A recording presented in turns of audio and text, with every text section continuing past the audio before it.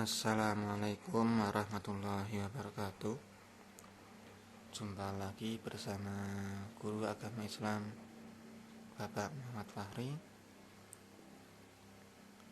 Kali ini kita akan membahas tentang bab keempat, yaitu sholat sunnah. Ya, dulu ketika sholat sunnah, apa yang kalian kerjakan? Apa yang pernah kalian kerjakan sholat sunnah itu? Sholat wajib pasti ya kita harus melaksanakan. Kalau sholat sunnah, pernahkah kalian mengerjakan? Mungkin selain taraweh hafadzal ya, selain sholat taraweh apalagi ya. Nanti di sini kita akan membahas tentang itu semua, tentang sholat sunnah ya. Nah, kita akan membahas tentang sholat sunnah. Nah, di sini kita akan ada 4 pembahasan, yaitu sholat, pengertiannya sholat, hukumnya sholat sunnah, itu ada yang jamaah, ada yang munfarid ya. Terus syarat sah, syarat wajibnya sholat sunnah, macam-macamnya sholat sunnah, baik itu berjamaah maupun munfarid, serta waktu-waktunya seperti apa ya.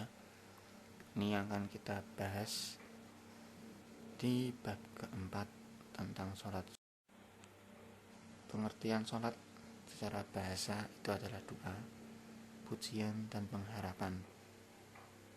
Ini dulu pernah saya sampaikan di kelas 7 tentang sholat itu pengertiannya seperti apa, dan secara bahasa seperti apa, istilahnya seperti apa, itu pernah saya sampaikan. Semoga kalian ingat ya penjelasan saya di kelas 7. Kalau sudah nggak ingat, maka tanyakan kepada teman-teman sekelilingmu atau sekelasmu lah paling, atau teman yang paling dekat ya. Doa itu seperti apa, kenapa kok pengertian bahasa kok ada doanya, itu pernah saya sampaikan dulu. Terus ada pujiannya dan ada pengharapannya ya. Silakan untuk dibuka kembali bab sholat di kelas 7 yang pernah saya. Pengertian sholat secara istilah ini juga dulu pernah saya sampaikan. Ada 4 kata, dan kalian untuk merangkai 4 kata ini menjadi sebuah kalimat yang disitu pengertian sholat seperti apa ya. Itu dulu pernah saya sampaikan. Kalau masih nggak ingat ya, sholat adalah merupakan suatu ibadah wajib yang terdiri dari ucapan dan perbuatan, diawali dengan takbiratul ihram, diakhiri dengan salam, dengan rukun dan persyaratan tertentu. Itu masih ingat ini pengertiannya? Sholat berjamaah itu dilakukan secara bersama-sama, ada satu orang yang menjadi imam, yang lainnya jadi makmum. Kalau munfarid itu sholat sendiri tanpa adanya makmum dan imam. Itu bedanya munfarid sama jamaah. Ayatnya juga pernah saya sampaikan. Mari kita baca bersama-sama. Bismillahirrahmanirrahim. Utlu ma uhiya ilaika minal kitabi aqimis shalah inna sholata tanha 'anil fahsya'i wal munkar la dzikrullahu akbar wallahu ya'lamu ma tasna'un. Itu bacalah kitab Al-Quran yang telah diwahyukan kepadamu, dan laksanakanlah sholat. Sesungguhnya sholat itu mencegah perbuatan keji dan mungkar. Jadi kalau kalian dalam keadaan marah, tolong kalian untuk sholat. Bingung juga sholat ya. Karena kenapa? Di situ akan mendapatkan namanya hidayah bagi yang marah, akan mendapatkan petunjuk bagi yang bingung. Tuh. Jadi kesimpulannya adalah kalian harus sholat kalau dalam keadaan seperti itu ya. Kalau sholat berjamaah, kalau munfarid itu mubah, tapi pahalanya cuma 1. Berjamaah itu sunnah, muakkadah, sunnah yang diharuskan. Bedakan sama sunnah sunnah biasa. Itu berbeda. Sunnah biasa ya sunnah, tapi sunnah muakkadah adalah sebuah kesunahan, sebuah hal yang ibaratkan dilakoni ya kudu, nek ora dilakoni engko dadak piye ya. Seperti itu. Dan pahalanya 27 derajat.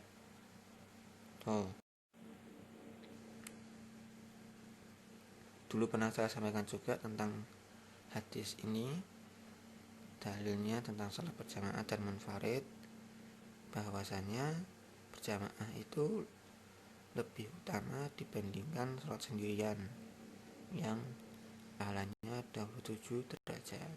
Itu syarat wajib dan syarat sah sunnah, syarat sah salat ya. Wajib, sah. Apa aja? Islam, balik, berakal. Ya. Terus gimana Pak? Misalnya ada pertanyaan, gimana Pak bagi orang yang dia belum tetak atau masih anak-anak, itu bolehkah sholat sunnah? Boleh ya, boleh sholat sunnah karena dia adalah seorang muslim dan berakal.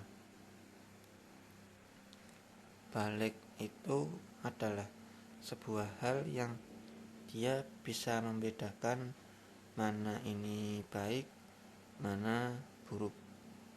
Itu namanya balik ya. Kalau kalian ngelakoni yang ini nek apik, berdampaknya bagus, maka dilakoni. Dan kalian juga tahu nek itu baik, itu ya. Sedangkan kalau misalkan kalau kamu melakukan hal seperti ini kok ada dampak buruknya, ya kamu jangan lakukan. Itu adalah contoh atau ciri-ciri seseorang itu balik ya. Terus syarat sahnya, sudah masuk waktunya, suci dari hadas kecil, suci dari najis, menutup aurat tentu ya, menghadap kiblat.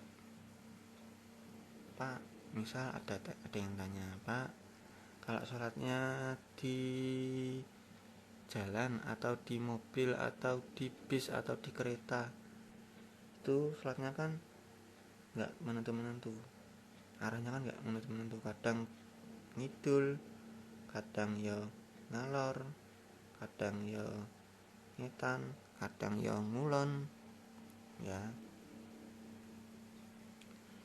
Di sini yang penting adalah hatimu itu mengarah ke arah kiblat, bukan menentukan kamu berada di arah yang mana ya. Yang penting hatimu menghadap kiblat dan yakin bahwasanya Allah itu akan menerima sholatnya kita.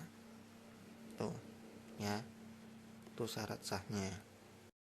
Terus waktu-waktu sholat sunnah, di sini Pak Fahri cuma menyebutkan beberapa saja, yaitu tahajud, witir, duha, rawatib, taraweh.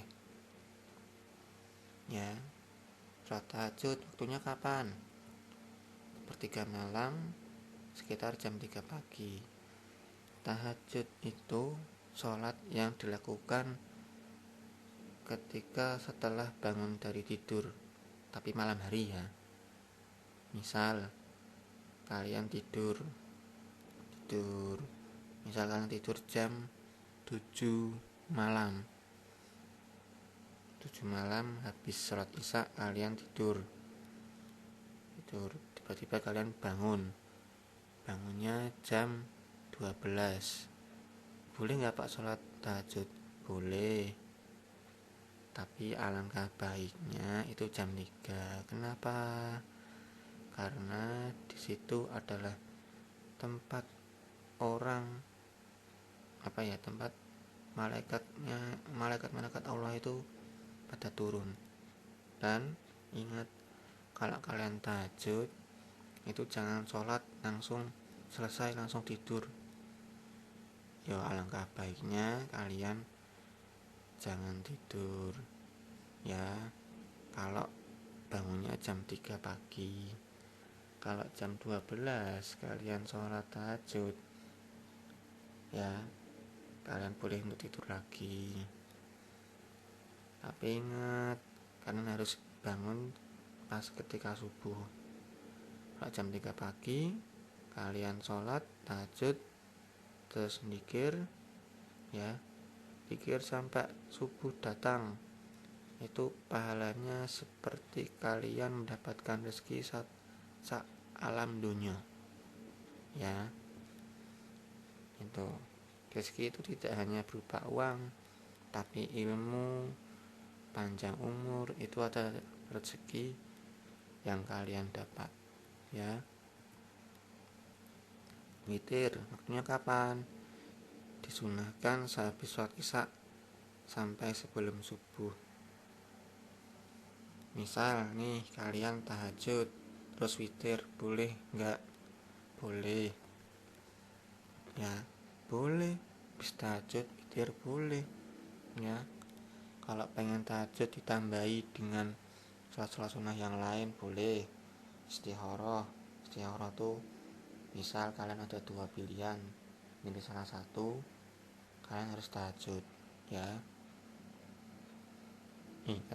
Ingat ketika kalian besok sudah kelas 9, terus kalian mau meneruskan ke SMA atau ke SMK, kalian tahajud dulu. Karena kalian ketika tahajud atau istikharah atau sholat-sholat yang sunnah lain, itu kan menentukan bagaimana kedepannya seperti apa. Karena Allah itu tahu kedepannya seperti apa kita ini ya. Saya sudah merasakan sholat istikharah seperti apa dan manfaatnya seperti apa. Nah, itu kalau pengalamannya akan saya ceritakan ketika besok pas setelah pandemi selesai ya. Tuh. Terus sholat duha itu ketika terbitnya matahari sampai zawal. Zawal itu apa? Zawal itu ketika matahari itu berada posisinya hampir tegak lurus dengan bayangannya. Misal bendanya, misal ya kita berdiri, terus bayangan kita ukurannya hampir sama, dan ukurannya itu seperti 90 derajat ya. Itu namanya zawal. Antara benda dan bayangan itu ukurannya hampir sama. Tuh. Kalau waktunya kapan Pak? Duha itu paling lambat adalah jam 11. Tuh ya. Jam 11 kalian harus segera melaksanakan sholat duha. Tapi waktunya untuk mujarabnya sholat duha itu biasanya jam 9 biasanya loh ya. Tuh. Ya. Terus sholat rawatib itu sholat yang dilakukan sebelum dan sesudah sholat fardu, atau biasanya sering disebut qobliyah ba'diyah ya. Tuh. Terus tarawih dilakukan ketika Ramadan datang dan sehabis isya. Pak, misal ada yang tanya, atau dari sekian anak-anak SMP 2 Sewon ada yang tanya tentang sholat tarawih. Misal sholat tarawihnya itu dilakukan sebelum sholat isya, boleh nggak? Nggak boleh, itu tidak sah sholat tarawihnya. Tapi kalau tidak sholat tarawih boleh nggak Pak? Ya boleh, tapi kalian kalau bisa itu sholatlah tarawih bagi yang menetap atau tidak bepergian. Bepergiannya paling minimal adalah 80 km. 80 km itu tidak kalian keliling-keliling kota, keliling desa, itu bukan seperti itu ya. 80 km itu adalah perjalanannya itu jauh ya. Nak dipikir kalau dikira-kira itu sini sampai Purworejo atau sini sampai Temanggung, itu udah masuk kategorinya 80 km ya. Tuh, macam-macam sholat sunnah. Nah, tahajud tadi yang sudah saya sampaikan, taubat, hajat, tarawih, rawatib, fajar, duha, witir. Ini ya, ada 1, 2, 3, 4, ada 8 yang saya sampaikan. Sebenarnya ada banyak ya sholat sunnah itu, tapi yang tadi saya sampaikan waktu-waktunya tadi: tahajud, witir, tarawih, rawatib, duha, fajar. Sholat fajar dulu. Sholat fajar itu kapan toh Pak? Sholat fajar itu dilakukan ketika 1 jam sebelum adzan subuh ya, itu namanya sholat fajar. Sholat hajat, sholat taubat itu bisa dilakukan sewaktu-waktu, tapi alangkah baiknya itu ketika sehabis sholat tahajud kalian sholat taubat, sholat hajat.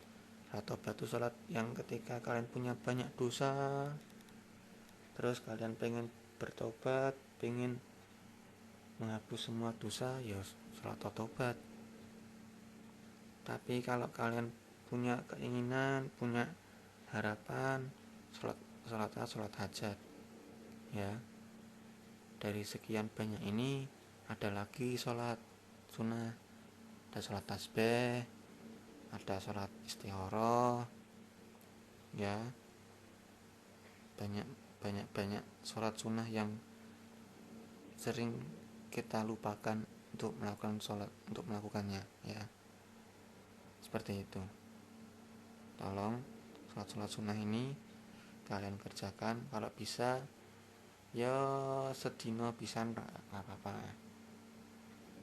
Itu ya nak paling malas saya adalah seminggu 2 kali, seminggu 3 kali ya. Jangan sampai kalian tidak melakukan sholat sunnah. Karena kenapa? Sholat sunnah ini nanti akan mengantarkan kita untuk menyempurnakan sholat wajib ya. Sholat sunnah berjamaah, munfarid, ada apa aja? Yang munfarid yang berjamaah itu ada tarawih, duha, tahajud, witir. Ini ya sholat sunnah yang boleh dilakukan berjamaah. Tarawih jelas, duha itu juga bisa jamaah, tapi alangkah baiknya itu sendiri. Terus tahajud boleh berjamaah, witir juga boleh berjamaah. Kalau yang munfarid ada sholat fajar, rawatib, hajat, sama taubat ya. Ini macam-macamnya sholat sunnah, yang mana berjamaah, mana yang sendirian. Ini sunnah muakkadah, ini sunnah bahkan sunnahnya yang bahkan mubah. Rawatib sebelum subuh, zuhur, setelah zuhur, sebelum asar, setelah maghrib, sebelum isya, setelah isya. Ini salat rawatib. Nanti jumlahnya ada di slide ini ya. Ini salah satu cara untuk yang berjamaah ya. Kalian sendiri nggak usah seperti ini ya. Softnya dari tengah. Kalau masa pandemi ini harus berjarak-jarak ya, jangan mepet seperti ini. Dan kalian usahakan bawalah masker ketika dalam keadaan di masjid atau berjamaah di masjid ya. Pakailah masker yang 2 lapis, jangan pakai scuba, takutnya nanti penularannya tambah melihat. Terus ini ya tugasnya dari saya untuk menjelaskan sholat sunnah. Kalau yang ganjil silakan untuk ini ya, kalian dilihat seksama, ditulis di buku tulis, tidak boleh di print. Nyari di Google boleh, nyari di manapun boleh, buku paket ya juga boleh ya, tapi ingat ditulis di buku tulis ya. Nah, tambahan tadi yang sholat rawatib ini ya, 2 rakaat ini penting karena kenapa?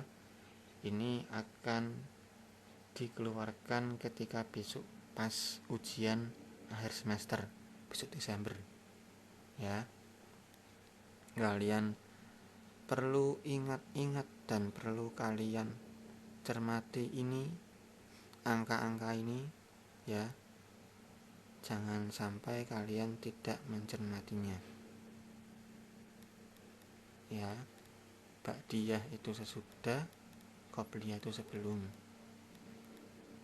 Sampai di sini ada pertanyaan, silakan untuk di komen atau bisa japri ke nomor saya. Apabila ada salah dan tutur kata yang tidak berkenan, Pak Fahri mohon maaf. Wassalamualaikum warahmatullahi wabarakatuh.